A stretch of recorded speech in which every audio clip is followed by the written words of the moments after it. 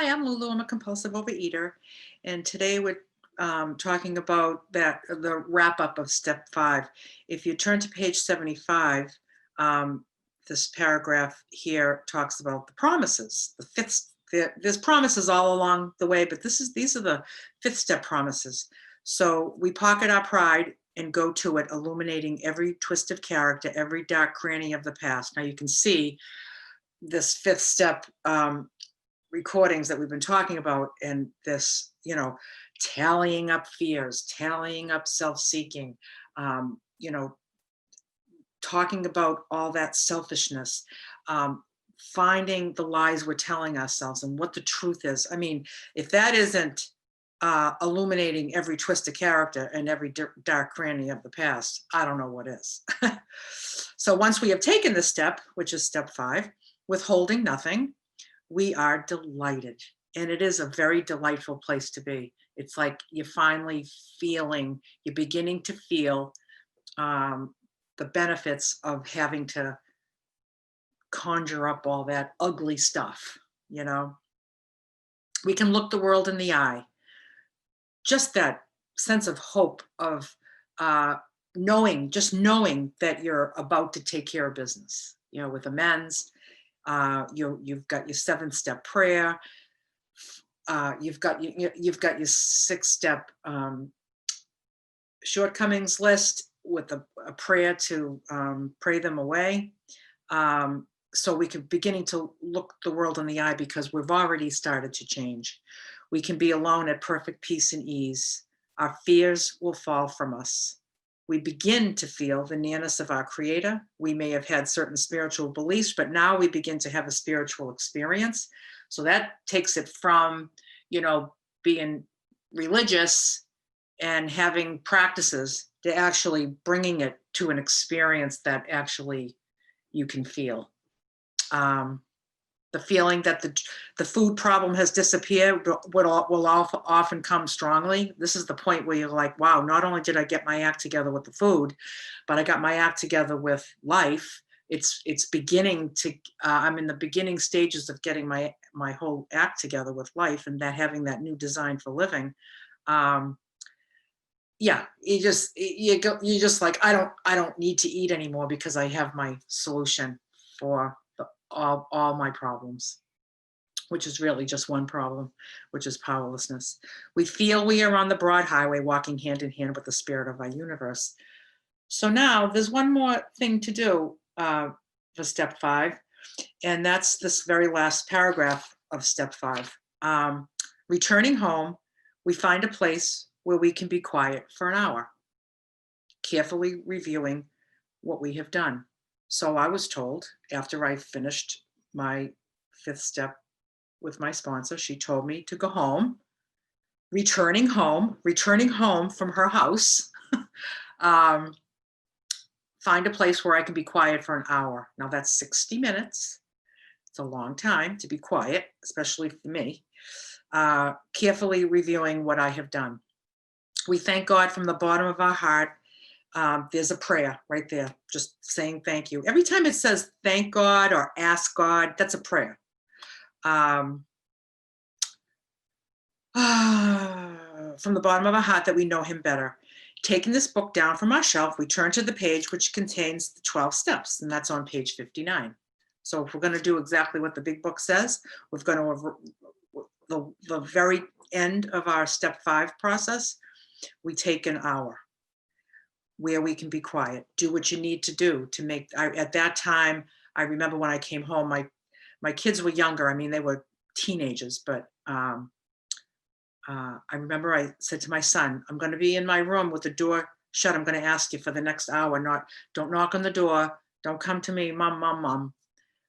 Just do what you have to do to get that 100% quiet 1 hour, uninterrupted hour.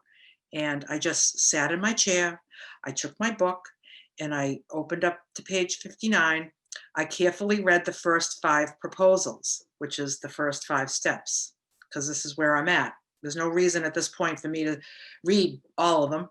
I don't have any experience with all of them yet. I don't even have experience with half of them yet. I haven't even done, step 6 would make it half. Okay, so, and we ask if we've omitted anything. For we are building an arch through which we shall walk, a free man at last. We want that structure to be solid, every stone in place. Oh, here I am um, paraphrasing, but it's right here. Is our work solid so far? Are the stones properly in place? Have we skipped on the cement put into our foundation? Have we tried to make mortar without sand? That all goes back to the arch that's in the getting started section. If you look at if you miss that, you can go to the getting started section on the Step It Up website, and you can see the recording that's called The Arch, and then there's a PDF for The Arch where it discusses this arch that we walk through a free man. So I don't want anything shaky.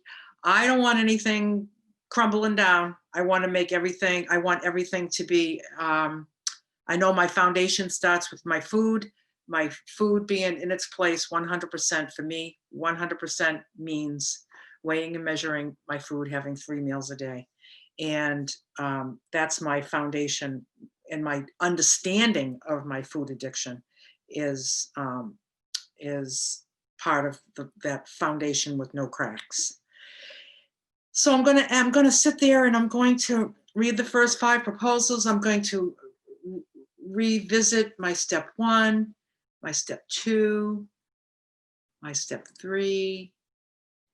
Hopefully I'm looking back at those with fond memories and clarity on what that experience looked like for me, where I was at that time, where I am today. I think of step 4 and like the hand cramps I got from from writing with a pencil, and conjuring up all that really painful information about myself, but to come to discover how useful it was, especially when I got to step 4, to see how useful it was for me to know all those things about me. Um, have I omitted anything? It doesn't say, have you forgotten anything? It says, have I omitted anything? Is there anything that I know belonged there and I didn't put it there? Either because I'm afraid I'm going to get arrested, or I'm afraid I'm going to get in, I don't want anyone to know because it's so shameful.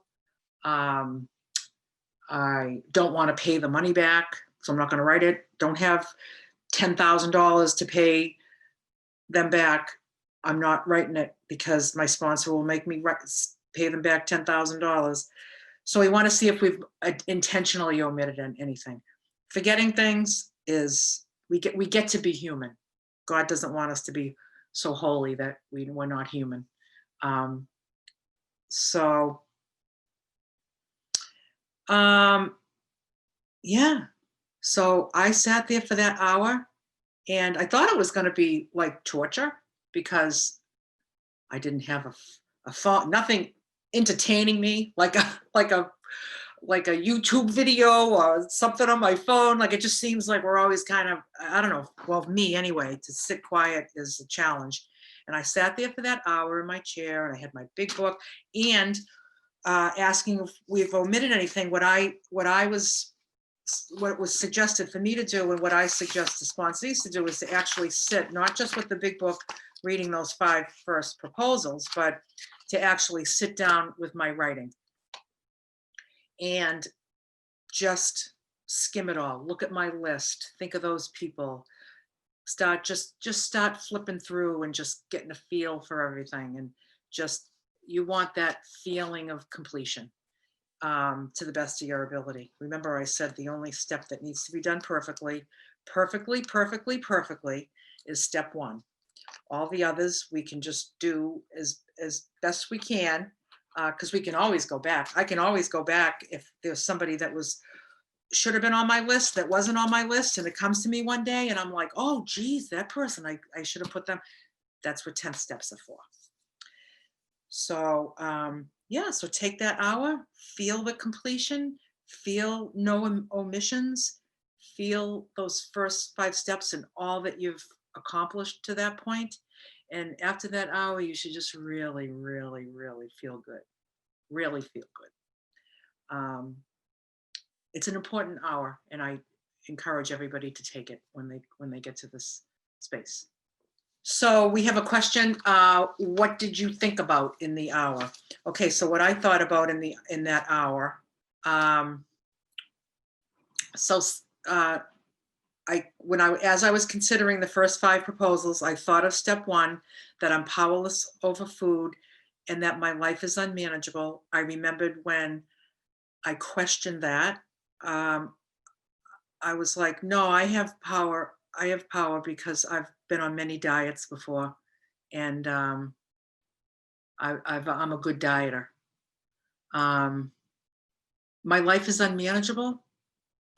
Well, I have a nice house. I have a good job. I make good money.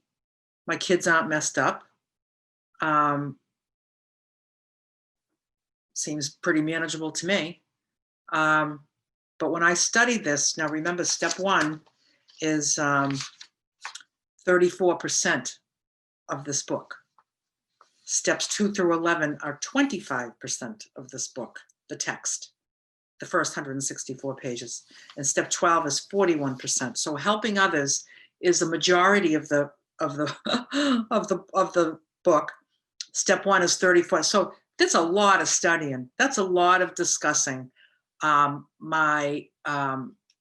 the nature of my problem and how my life is unmanageable. So I discovered that I was powerless over food. I don't care how great of a dieter I was. It was just, I was able to, a lot of us are able to, with enough motivation, really feeling bad about yourself. It's New Year's Day, it's Monday, whatever it is, you can kind of muster up enough willpower to manage. I lost 180, 60 pounds several times. So I know how to lose weight. I just didn't know how to. So I really wasn't managing that very well. If I had to keep going back to the same solution to the problem that really never solved the problem, it just was like a Band-Aid. So it was just like, it just, when I realized that I was powerless over food, it was such, it seemed like I was going to be admitting how weak I was, but I was really came from a place of power and strength to admit that. And I felt relief that I had the solution. So I thought about that in that hour, and I remembered that, and I remembered how I balked at it, and I wanted to do Weight Watchers. I wanted to be able to count points so I could pick any food I wanted as long as I counted the points, right? I've done Weight Watchers in a lot of really wacky ways, especially in alcoholism when I was drinking points and borrowing points from my friends that were going with me. It's not the way it works. Can I have some of your activity points? I mean, it's just like, it's crazy. Would laugh, but it was really sad. That was me managing my life, So another way I was able to look at the unmanageability was, I remember I heard it in a podcast once. They're like, it doesn't necessarily mean that your life was horrific. It doesn't mean like my life is unmanageable. It's like horrible. My life wasn't horrible. It was unmanageable because I was always restless, discontent, irritable, restless, irritable, discontent. I was always restless, irritable, discontent, whether I was fat, skinny, eating, not eating, drunk, sober. I was restless, irritable, discontent. So that's not managing life very well. So I considered that. And then I considered step 2 when I was presented with the solution, which was that if I'm powerless, I need a power greater than myself. And I remember, this is what I'm doing in this hour. I was like, oh my God, I was such a tough sell. I was a hard sell. I wasn't going for that invisible man stuff. It wasn't going to work for me. Um, but I remember when it was suggested to me to just muster up the highest level of open-mindedness I could muster up, and just open up my mind to it.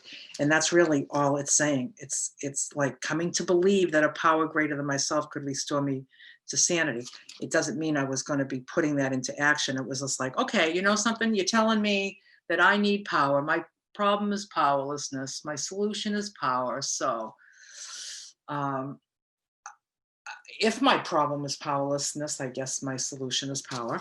So I went with that, and I did. I took my step 2, and I believed that I needed to be restored to sanity. I had to admit that I was insane, which to me it was just that my thoughts were not in proportion to reality, and I could totally agree with that. Every time I said, "Oh, this Monday, that's it, that's it. This Monday, I'm going to this is the food plan I'm going to follow. Without a doubt, I'm going to do it for the next year. I'm going to the gym 4 times a week." I mean, it was just, it was insane. It was just insane. Never happened. Maybe I'd last till Tuesday. So, um, so I, um, so I considered that. Then I considered my step 3, where it said that I made a decision to turn my will and my life over to the care of God as I understood God. So I had a really, and it made me, as I was thinking about that in my hour, I was thinking about how the God of my understanding then, when I took step 3, was a heck of a lot different than was in that moment. And it's even different today than it was in that hour. Okay, because it's always enlarging. Um, that's another step. That's step 11, which is if I'm practicing 10, 11, and 12, which is the steps that I live going forward, my spiritual life is always going to be enlarging. So I understood God to be what I did at that time, which was really a flimsy reed, as they say in the big book. What started off as a flimsy reed became the root of it all. And I just knew that I was just making a decision, just a decision. It doesn't say I was doing it. I was just making a decision. And then step 4, I remember going through all that writing, and it was confusing. It was painful. It was yucky. It showed me things about myself that were unpleasant. Um, but it made me smile in that hour because I was thinking about all the discoveries I had, all the useful information I had about myself now that I didn't have before.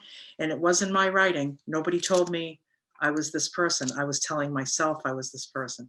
It's just interesting how the system of writing, the 4th step from the big book, like this isn't my idea. This is somebody else's idea. I'm not the author of this book. I just know I just did what this book says, and with the guidance of a sponsor, and I got the results. And I just forgot where I was going. I was saying something. Oh, if anybody told me these things about me, I would have been insulted, and I would have just shut down. But I found it in my writing, and it was useful information, and it showed me what I could change. And then as soon as I started changing those things, my relationships changed. And when I started sharing it all with my sponsor, and not only was I sharing it with her, but we were talking about resolutions. We were talking about like, wow, it seems like you could think about this a little different, huh? It looks like you could maybe behave a little different in this situation. Oh, wouldn't it be great to make an amends for that? We'll do that. We'll do that when we get to that step. Oh, it was just amazing that I was brought to the space in step 5. And that's what I thought about in that hour. And it got me really excited for 6 through 9. Got me really excited because I was like, wow, I get to, you know, I have my step 6 prayer, my step 6 list. I have my step 7 prayer, and I'm going to pray my ass off that that these character defects um, are lifted from me. They don't. It's not just like the magic wand. It's like I'm going to imagine being the opposite of those, and what does the opposite of that look like? How can I invite that into my life, and um, how can I make form new habits? Um, yeah, and then 8 and 9. Well, we'll talk more about 6 and 7 in upcoming recordings, and then 8 and 9 which is really where the real magic begins. But it's magical all along. If you listen to the other recordings leading up to this one, you'll see where there's the step 3 promises, there's the step 4 promises, and I just read you the step 5 promises, which were on page uh, uh,